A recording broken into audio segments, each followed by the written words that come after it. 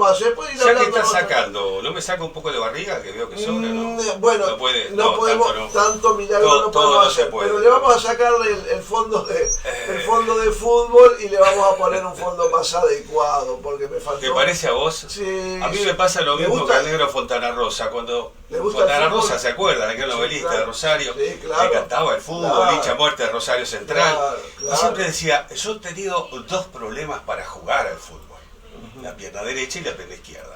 A mí me ha pasado lo mismo, o sea, nunca pude. ¿No? Ahí está con una fondo del puente de Carmelo, ahí está, y tenemos la escenografía. ¿Cómo le va, Daniel? ¿Cómo anda? Hasta aquí bastante bien. Superé la escalera que tenés a la entrada, que no fue poco. Es lo más complicado, pero evita que suba algún cobrador también, eso es importante. El cobrador es con barriga. Bueno, sí. Bueno, macanudo. ¿Cómo le va? Bueno, cuénteme, usted ha estado en Radio Lugares, tiene un espacio con los colegas de Radio Lugares. Radio Carmelo. Ha andado por todos muchos lugares de comunicación porque siempre ha sido una parte que me ha interesado. Y una vez jubilado, vi por ahí que, viste, si vos trabajaste como intelectual y de golpe te jubilás, y lo más importante que haces en tu vida, o lo más formativo, es agarrar la pantufla y ver a Tinelli, resulta que el Alzheimer llegaste. Sí. ¿Qué estoy haciendo en todos estos medios donde me meto? Estoy tratando de pelear contra el Alzheimer, tratando de detenerme. Lo más tarde posible. Tengo un vicio que es tal vez resultado profesional. Me encanta, me parece que la internet es fabulosa para los mayores, que la tomamos como herramienta y no que la tomamos como forma de vida, y hay muchas cifras que indican que con los mayores ha sido así. En el año 90 yo trabajaba en el diario La República, y La República dijo un día vamos a poner computadora, escribíamos a máquina y mandábamos por fax, y comenzamos a entrar a una cosa que se llamaba Adinet en aquel momento, que entrábamos a internet a través de 091234 por la universidad, por la internet que tenía Brasil en aquel momento. Ahí empezamos a entrar a internet. Sí, formé parte de ese grupito que nadie sabía lo que era, ni nosotros. Hoy es maravilloso. Internet me sigue pareciendo maravilloso, por lo menos a mi edad me sigue pareciendo maravilloso, pero en el año 1997 más o menos se introduce el celular, ya venía, perdón, pero entre el 94 y 95 el celular, smartphone, es decir, aquel que hablar por teléfono era lo de menos, que se conectaba, que era una computadora pequeña, empezó a aparecer en el bolsillo de cada una de las personas más o menos. Y resulta que aparte de ahí empiezan una serie de problemas. Si nosotros vamos a estadísticas, según la franja etaria, los problemas han sido mejores o peores. Lo que recién decía está fundado en esto.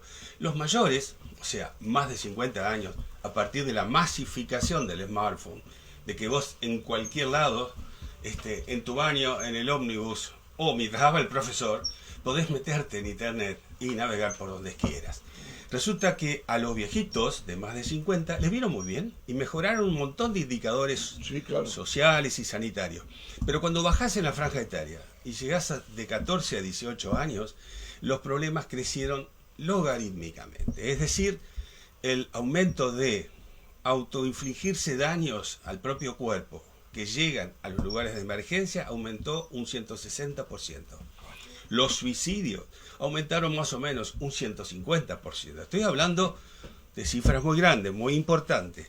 Los problemas mentales llevados adelante, estoy hablando del periodo 2010, que ya todo el mundo tenía un smartphone en la mano, a 2020. Estas cifras son de ahí y muestran un poco una característica de la internet cuando en la franja etaria inferior no es considerada una herramienta, y entonces en vez de yo formar mi identidad en casa como solía ser, hoy día con padres que si no trabajan los dos estamos listos, y ahí está el porcentaje de la población más importante, los dos padres trabajando, los dos padres no ocupándose de la tarea del chico, y entonces el chico llega al lugar de enseñanza con una identidad no demasiado clara. No sé si va a ser la mejor, la de sus padres, pero no hay. Entonces empieza la identidad de los grupos sociales, de las cadenas sociales, de las, ¿no es cierto? Donde el problema más grande que hay hoy es, como se dice, si no lo decís en inglés no parece importante, es un amigo, FOMO, es un problema actual de nuestra franja etaria más baja. Eso viene del inglés, que es decir miedo a no pertenecer, miedo a que me cancelen. Cancelación es la política, que está vigente como terror, digamos, de los chicos jóvenes. Es la primera generación esta que es menos inteligente que la generación anterior. Se está dando eso. Es difícil definir inteligencia, Sí, pero hay bueno, algo que es distinto. Sí, es menos sabia capaz o menos compleja. Hay gente que opina que esto es directamente un cambio de civilización. Sí. Lo dicen de una forma así. Hay historiadores importantes que dicen que la inteligencia artificial va a ser nefasta. En la otra punta hay investigadores importantes que dicen que no es para tanto. Algunos de ellos dicen, ¿saben lo que es la inteligencia artificial? Un Google potenciado, un Google aditivado, como la nasta brasilera, pero no más. Bueno, en ese rango de cosas son los temas que hoy discutimos.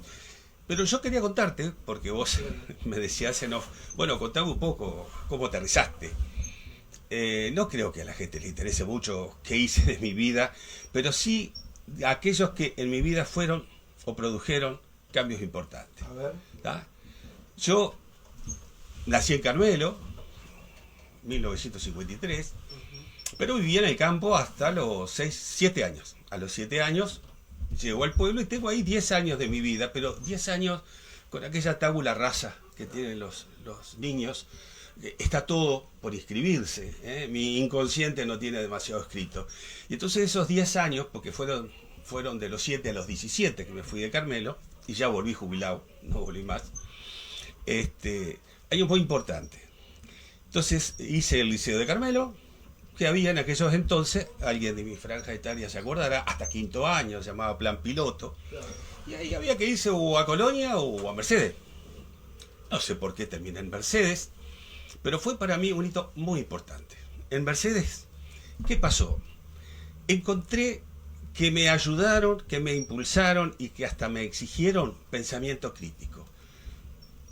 No lo había visto. Ojalá que sí, hoy día esa sea la política de nuestro liceo, no lo sé. Yo tuve una serie de charlas con gente relacionada a la enseñanza, me parece que no en un 100%, pero quiero pensar que algo haya mejorado. El tema es que encontré yo, que en el liceo de Mercedes, Luis María Campos, resulta que me escuchaban. O sea, me preguntaban la opinión, pero me escuchaban. ¿Vamos? Entonces me obligaban a tener un pensamiento crítico. Primero, pensamiento. Primero pensar. Claro. Pero ¿saben lo que hay que tener para pensar? Antes que pensar, es dudar. Sí, claro. ¿Estamos? Si no hay duda, el maestro René nos dijo, primero dude. Lo único que no duda es de mi duda, es el maestro René Descartes. Y luego que duda, usted está habilitado a pensar. Y luego que piensa, usted está habilitado a ser, a existir. Ese es el orden. ¿Vamos? Ahora, si no dudamos, no pensamos. Me enseñaron a dudar. Y ahí aparece, dentro de lo que yo guardo del Liceo de Mercedes, es el profesor de filosofía, Raskin. Capaz que Bernardo. Qué lindo, está el puente atrás. Capaz que Bernardo, no me acuerdo el nombre de pila, Raskin seguro, flaco, enjuto el hombre, y no te contestaba preguntas.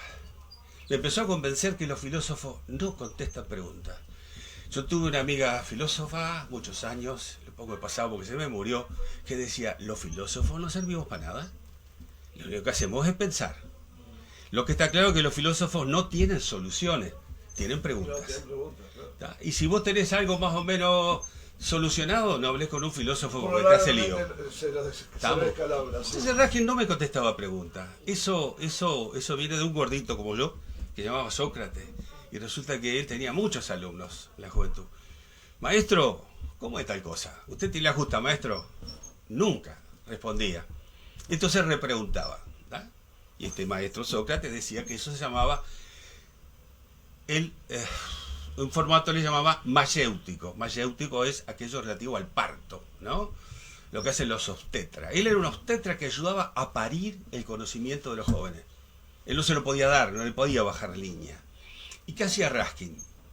Raskin, por ejemplo, y me gusta contar historias que sirvan, y en vez de avanzar en de dónde veo que he hecho de mi vida, está bien. yo proponía, digo, hoy vamos a charlar de esto.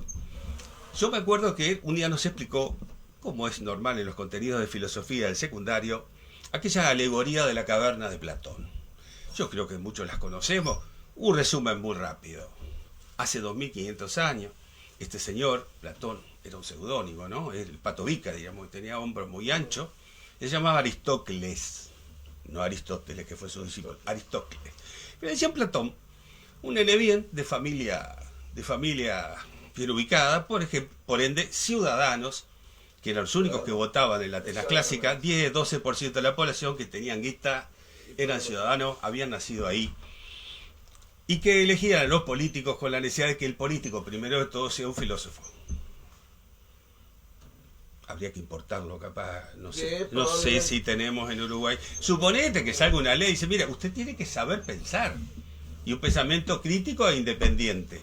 Bueno, eso pedían los locos estos que inventaron la democracia, ¿viste? Sí. Pero era directa, no mandaban uno a Montevideo que levante la mano. Bueno, loco. Entonces, ¿qué decía Platón? Mire, a la gente se la manipula. A la gente ignorante se la manipula. Sócrates decía, por ejemplo, que no hay gente mala. Pero maestro, ¿y el que delinque? No, el delincuente, lo que le falta es educación. Nadie nace malo. ¿De acuerdo? Entonces, educándolos, yendo contra la ignorancia, no va a haber más delincuencia. Platón decía, nos manejan, nos influyen. Entonces lo explicaba de la siguiente manera. Supongan ustedes que la humanidad, yo me la imagino en un modelo reducido, vive en una cueva que no tiene vista al exterior, que esas personas son prácticamente esclavos, encadenados al piso, pudiendo ver la pared que tienen delante, y nada más.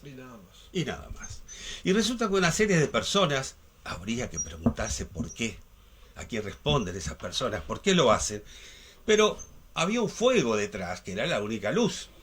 Pasaban entre el fuego y la espalda de los que estaban ahí encadenados, pasando toda suerte de figuras que representaban una realidad inventada por ellos. Entonces, por ejemplo, ¿qué era un águila? Bueno, un bicharraco hecho de madera con las alas abiertas. Y entonces ahí la humanidad sentada decía, mirá, de nuevo el águila de la semana pasada. Y en realidad no era un águila, era una sombra oscura, gris, en la pared del fondo. Después pasaban con un árbol y decían, mirá, el árbol, seguro que el águila debe estar arriba del árbol. Y el árbol era una mancha gris en la pared del fondo. Como que fuera una televisión, se me ocurre a mí, a la cual estábamos encadenados. Digo, para traerlo así de golpe, 2500 años para acá. La cosa es que un buen día uno de los esclavos, no sé por qué cuestión fortuita, se escapa. Primero que hace es salir para afuera. Imaginen el cagazo que se pegó cuando vio el sol. No sabía lo que era, se deslumbró, esperó que la vista se acostumbrara. Luego vio que el árbol era verde y no gris, y que el águila volaba. ¿Qué hubiera hecho cualquiera de ustedes? Y bueno, tengo mis compañeros, solidaridad. Me meto a la cueva de nuevo y le digo, loco, vamos a salir de acá, porque afuera hay otro mundo. Ahora la pregunta es, ¿y cómo reaccionarían ustedes si les dicen 50 años, 40, lo que tengan? 50 años pensando que el águila era la mancha gris y ahora me vienen a decir que está volando. ¿Qué tomaste, cacho? Seguramente le preguntan la que se escapó y venía con la noticia. Estaban manipulados. A alguien le servía que creyeran que esa era la vida cuando había una afuera. ¿De acuerdo? Platón terminó diciendo que seguramente si este cacho, que había visto la realidad, quería convencerlos para que saliera, probablemente lo mataran, decía Platón, hace 2500 años. Vuelvo a mi profesor de filosofía de Mercedes.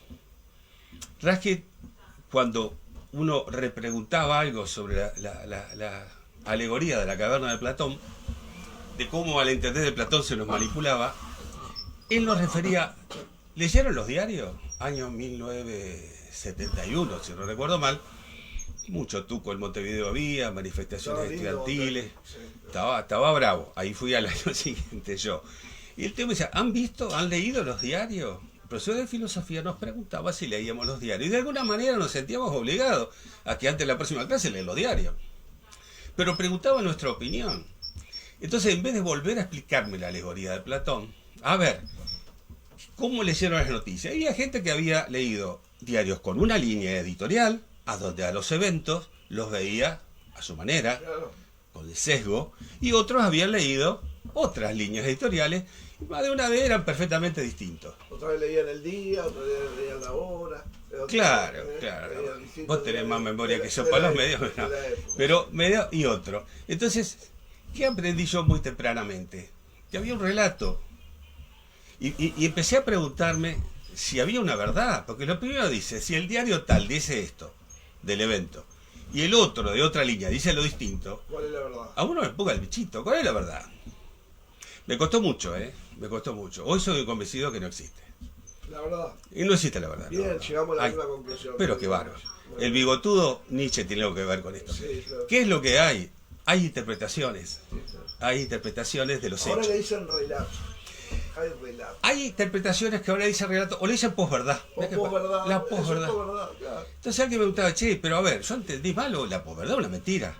La Bueno, pero queda más bonito. La posverdad es una versión.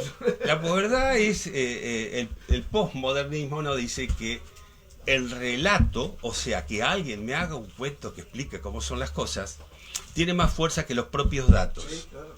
¿Tá? Y está lleno, Hechos, que es la está lleno la vida de esos hechos.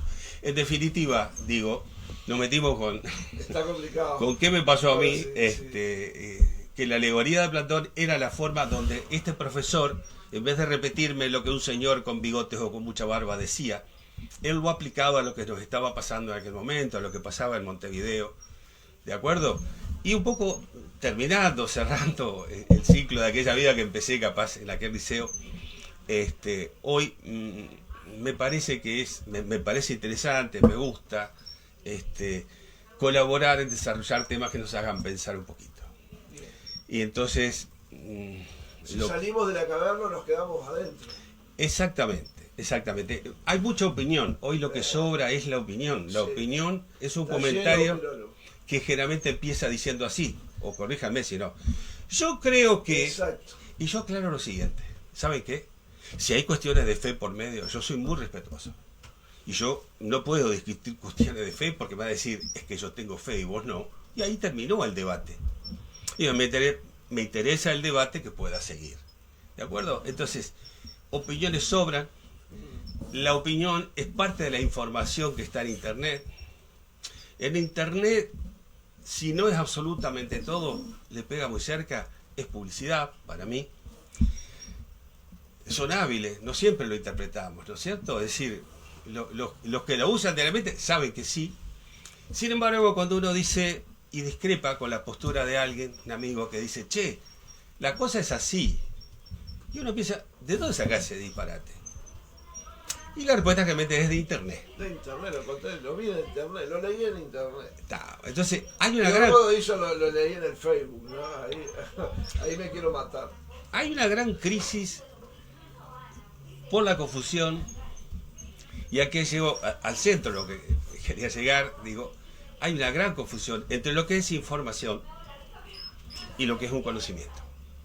La información sobra. Cuando yo era joven tenía que ir y comprar un libro para enterarme de algo. Y si no tenía guita para otro, esperaba a ver si el mes que viene. No, había locales de canje. Canjear un libro por otro, y se podía hacer. Perfecto. Por precios módicos. Resulta que yo, como buen viejo, duermo poco, me levanto temprano, me siento con las pantuflas en la computadora de mi casa y leo el New York Times, el País de Madrid, el Infobae de Buenos Aires, y después me hago un café. Digamos, Y después llega a la conclusión de que no sabe absolutamente nada y se hace un café. Es así. El problema es, y se da entonces en esa confusión hoy, en donde vos le pusiste título, no me lo voy a acordar a este espacio que estamos usando, De filosofía, pero que me ciencia gustó. y otra yerba. Porque filosofía no es un señor con barba No. y gesto adusto. Filosofía es preguntarme por qué. Pero no por qué el Big Bang o cosas que nos trascienden. O qué será de mi vida después de... Preguntarnos el porqué de las cosas cotidianas. Tal cual. Preguntarnos el por qué hacen las cosas así nuestros políticos. Preguntarnos por qué en la enseñanza ocurren los problemas con mi hijo que yo estoy llevando. Preguntarme por qué. Preguntarme por qué de lo más elemental. Preguntarme por qué de lo que todo el mundo está de acuerdo. Eso hace la filosofía. Por eso, más que darnos un consejo, la filosofía nos crea un problema. Más que solucionar un problema, Pero de ese problema nos permite salir de esta gran confusión de que la información, la gente joven, supone que es conocimiento. Eso es fantástico, ¿eh? Piénsalo un poquito. Hoy se junta con un chico en esta franja etaria, 14, 18, y ustedes hablan lo que quieren, ¿eh? De los dolores del parto hasta la historia griega. 2 palabras, 3 frases. Y cuando uno dice, bueno, cuando los griegos se peleaban con los persas, ¿qué estaba pasando? Ah, no. Yo el TikTok de 1 minuto, minuto y medio que vi, no hablaba de eso. Decía de eso. Entonces nos deja lejísimos de una óptica holística, de una óptica hermenéutica. Es decir, que yo, hermenéutica, palabra rara, ¿le explicamos? Hermenéutica. La hermenéutica se empezó a usar para interpretar la Biblia, porque si la Biblia la lees, es un conjunto de disparates. Entonces, la hermenéutica apareció como diciendo, no, la Biblia hay que interpretarla, ¿no? El libro sagrado de 3 religiones, cuando digo Biblia, hablo del Viejo Testamento, obviamente hay que interpretarla. Bueno, la hermenéutica nos permite entender por qué la mujer en Grecia tenía ese rol, que alguno dice, bueno, pero la mujer en Grecia era como las musulmanas hoy día. No. En aquel momento había otro contexto, ¿no es cierto? Lo que nos decía el amigo Ortega y Gasset. Nunca estamos solos. Nunca el hombre está solo. Siempre está con sus circunstancias. Somos hijos de... Las circunstancias de un momento de la historia no son las mismas que las de otro momento. Por eso siempre es importante el contexto, ¿no? El contexto, de acuerdo. Cuando se explica los hechos, son importantes los contextos. ¿Qué surge de esto? Vos me preguntás, bueno, ¿qué te preocupa? Que trato que no me preocupe, trato que me ocupe.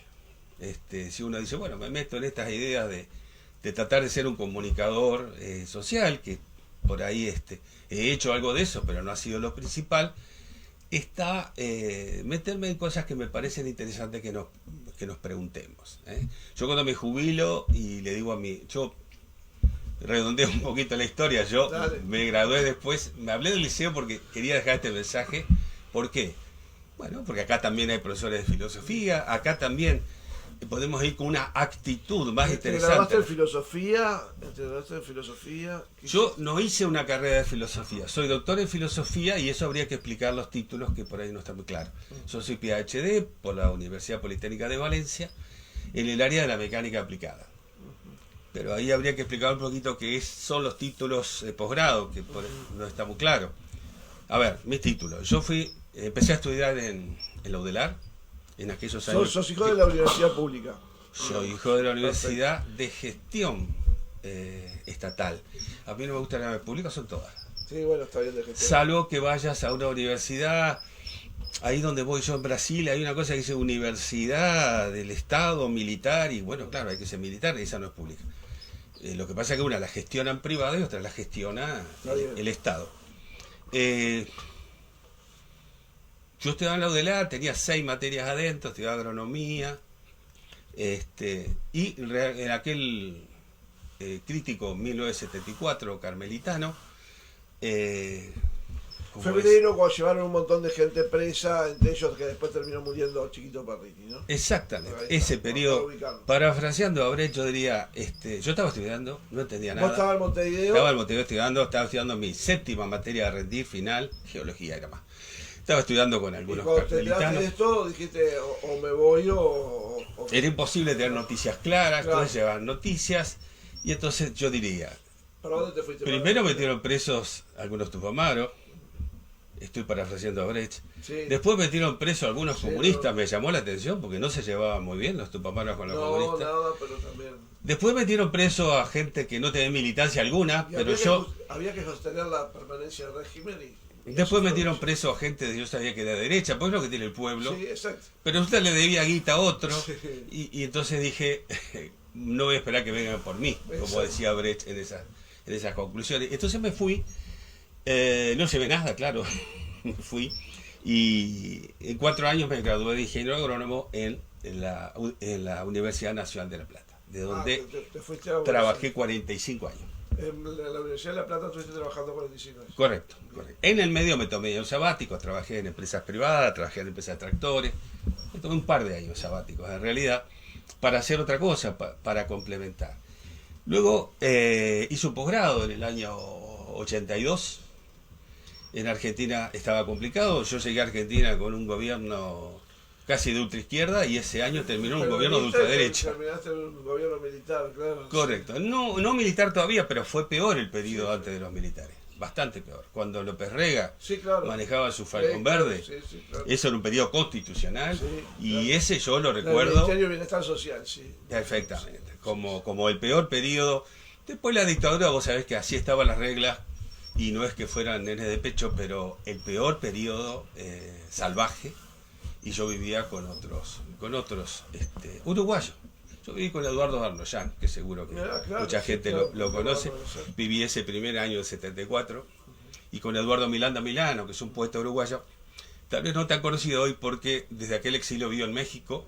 Viene al país, es un gran crítico literario, Eduardo Miranda Milano. De los tantos talentos que se fueron en aquellos años, ¿no? De nuestro país.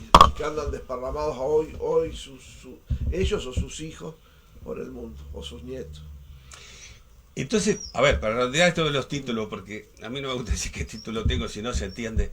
Cuando uno hace un posgrado, el primer posgrado, hay 3 posgrados: especialización, maestría y doctorado. La especialización es el típico posgrado que hacen los médicos, a los cuales nosotros, con poca justicia, llamamos doctores. Exacto. Otro día hablamos por qué, tiene su explicación.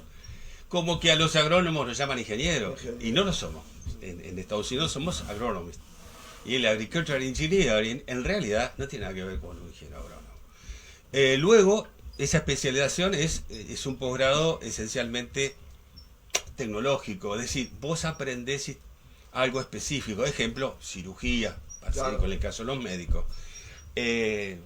Un arquitecto puede hacer estructuras y entonces llegar a un nivel de conocimiento que lo acerca ya al ingeniero de construcciones.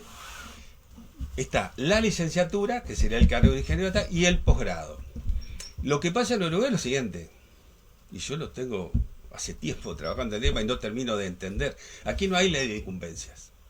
Yo en todos los países que he trabajado, no han sido tantos, pero lo que pasa es que participé como representante argentino en el grupo Alfa de la Unión Europea y estuvimos unos cuantos años recorriendo universidades latinoamericanas y europeas con la idea de un plan que trataba de mejorar la parte académica de ambas partes, ¿no es cierto? Bien. Y eso me llevó a recorrer. Nunca vi un país, no quiere decir que no exista, que no haya una ley de incumbencia. O sea, una ley que diga, ¿qué es un ingeniero civil? Bueno, el ingeniero civil es la persona que tiene capacidades para encargarse de 2 puntos. Por ejemplo, ingeniero agrónomo y veterinario, que tiene muchas cosas en común. En Argentina, que es el que más conozco, tiene 44 incumbencias. De casualidad digo que son las mismas, no tienen que ser 44. Muchas de ellas las compartimos, otras no. Y eso está claro. Al no haber una ley de incumbencias, en Uruguay no hay cuerpos colegiados que funcionen como tal. Si vos tenés una ley de incumbencia, no es el Estado que anda vigilando, porque ¿cómo se va a meter el Estado con cada profesión? No, son los propios pares profesionales los que se ocupan a través de una colegiatura. Entonces, el colegio es el que dice si vos podés o no seguir trabajando o empezar a trabajar. Ejemplo, la UDELAR, por lo visto, estoy concluyendo, da títulos profesionales. Sí. Yo me gradué y voy a laburar. Vengo a Carmelo, doy el último examen en Montevideo, pongo el cartel y laburo. Es muy raro eso. Normalmente Estados Unidos, Brasil, Argentina, uno se gradúa, perfecto, y luego va al colegio. En el caso de Estados Unidos es por estado, en el caso argentino también, hasta le llamamos provincia. Perfecto. Vos querés trabajar en esta provincia, tenés que ir y colegiarte en esa provincia, pagar la colegiatura y pasás a ser de alguna manera integrado. Vos no sos profesional por la universidad que te graduó, es académico. El título profesional te lo da, te habilita la colegiatura. Pero eso no existe y yo, parte de mi desconocimiento, sigo sin entender cómo funciona el país sin la incumbencia. Esto a mí me surgió una vez que hablé con un veterinario en Colonia, le estaba comprando unas botas preciosas. Y entonces ahí salió, porque yo soy ingeniero agrónomo, yo soy veterinario, dijo el otro. Bueno, somos primos hermanos, digo, y hasta que no vamos a las incumbencias no nos peleamos. Y él me dice, acá no hay ley de incumbencia, hace añares de esto. Y me llama mucho la atención. O sea, él dice, el trabajo que yo hago lo puede hacer cualquiera. Y si puede haber un problema legal en el medio, da lo mismo que sea veterinario o no. Digo, pero eso es una barbaridad. Porque cuando hay un peritaje legal de por medio, hay un profesional que está habilitado por el colegio, y resulta que si el cirujano cortó bien o cortó mal, le preguntan al carnicero, y capaz que tiene capacidad de opinar, pero no lo habilita la ley. Muy bien. No fuimos por la rama, ¿no es cierto? No fuimos por las ramas, tendremos la oportunidad en algún otro momento de conversar sobre el tema que quieras. Y bueno, nada, me parece que como primer encuentro después de una llamada media violenta para ver si eras mecánico o no, de moto, me parece que corresponde. Después vamos a contar esa anécdota en otra oportunidad, se la vamos a contar a la audiencia. Así que ha sido un gusto tenerte por acá y no sé, ¿con qué querés cerrar? Cerrar un poquito, bueno, ante la pregunta tuya, contar un poco de vos. Yo conté la primer parte de mi vida de educación acá en Uruguay. Le quise meter la anécdota para que todos quedemos pensando en qué, sí, en lo que hice yo, mi vida, que no es problema de nadie, sino en que sepamos que estamos perdiendo el pensamiento crítico y que el pensamiento crítico es necesario para tener una identidad. Y que eso, ¿qué solución hay? Conocer la diferencia entre información y conocimiento. Y si seguimos charlando, por eso me gustó el título que pusiste a la columna, me gustaría seguir charlando, e inclusive mencionaste ciencia. ¿Qué es eso que se llama ciencia? ¿Qué cuerno es eso? Hay un libro que se llama, algo así como... Qué interesante. ¿Qué es eso que se llama ciencia? ¿Por qué? Porque a mí me parece que lo que podemos introducir, o lo que hay que introducir en la enseñanza, es método. Todavía se nos dice que la enseñanza informativa hoy día no, si la información nos pasa por arriba. Y bueno, ¿y qué es formativo? Bueno, formativo es tener método. ¿Qué método? Científico. Y eso se asusta. Porque hay la idea de que la ciencia es eso que veíamos en las películas de Jerry Lewis que hacía el profesor loco. Sí. Hollywood nos vende que es un científico. Hoy se cierra en un sótano, trabaja solo, hay una explosión y sale corriendo de eureka, lo conté. No, eso no. Si quieren, un día les cuento que hay un trabajo desde mitad del siglo pasado para adelante, un laburo en relación de dependencia, que te pagan para ser científico. ¿Tá? Eso pasó después de la Segunda Guerra. Y podíamos charlar de qué laburo científico, salida laboral, que no será que sobra en Uruguay, pero que a algún chico le puede interesar que quiera hacer en su vida. Gracias por tu invitación. Por favor, no va a ser la última. Nos estamos viendo. Nosotros nos vamos a una pausa, ya nos vamos despidiendo del programa. Nos vemos mañana a partir de las 9:30 en esto que hemos dado en llamar El Eco TV Radio. Gracias por habernos acompañado la mañana de hoy. Este espacio fue una presentación.